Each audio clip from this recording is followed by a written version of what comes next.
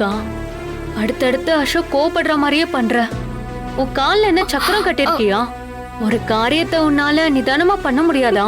இல்லக்கா, நான் ஒன்னும் தடுமாறி விழல.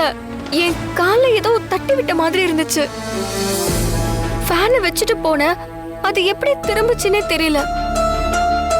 எல்லாம் என் தலைவிதின்னு நினைக்கிறேன். இப்ப எனக்கு அந்த பக்கம் போகவே பயமா இருக்கு. நான் நல்லதுன்னு நினைச்சு ஏதோ ஒண்ணு பண்ண, அது எனக்கே வினையா வந்து முடியுது. எனக்கு நேரம் சரியில்லைக்கா.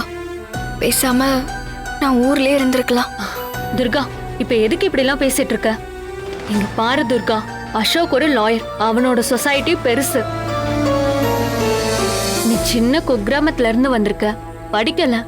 ஆனாலும் கடவுள் உங்க 2 பேருக்கும் தான் முடிச்சு போட்டிருக்காரு. உண்மையிலேயே அசோக் உன்ன வெறுக்கல.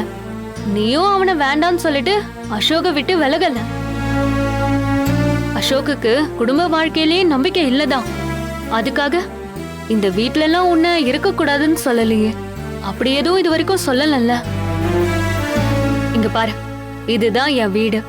இங்கதான் நான் வாழ போறேன்னு உறுதி எடுத்துட்டு அதுல வைராகியமா இருக்கணும். புரியுதா? சரி, வா போலாம். இல்லக்கா, நான் இங்கே இருக்கேன்.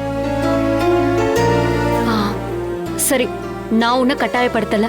உனக்கு எப்ப தோணுதோ வா. அப்படி வரும்போது இப்ப நடந்த தப்பு நடக்க கூடாது. புரியுதா?